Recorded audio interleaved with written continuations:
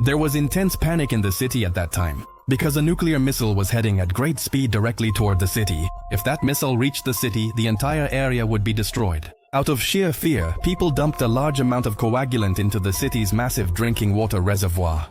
They believed that this would make the water solidify quickly, and then the missile would stop when it hit the water, thus saving the city. But even after several minutes, the water had not turned completely solid. Meanwhile, the missile kept getting closer at high speed, and time was running out.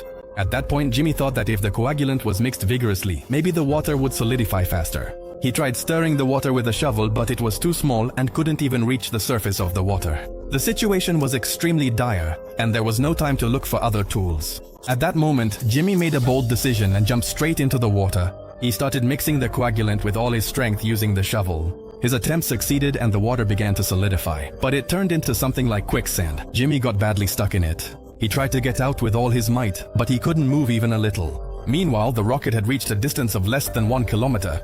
If it had crashed in that spot, a nuclear explosion would have been certain. At that moment, Jimmy's team arrived in a helicopter and threw down a strong rope.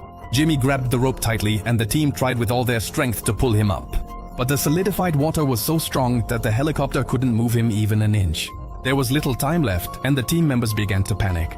But Jimmy remained completely calm. He grabbed the rope again and suddenly his whole body was submerged in the water. And when he was completely submerged, he pulled the rope hard and signaled to the helicopter crew to try now. This time the difference between air pressure and water pressure disappeared. And so the helicopter easily succeeded in pulling Jimmy out. At that very moment, the rocket hit the spot where Jimmy had been stuck just a short while ago. By correctly applying simple principles of physics and chemistry, Jimmy and his team managed to save the lives of about 3 million people in the city. But the relief did not last long, as terrifying news immediately arrived from the intelligence agency. The terrorists who had failed in this attack did not give up, but were now preparing to attack the city with a biological weapon. And here was the question: how would Jimmy and his team face this new threat?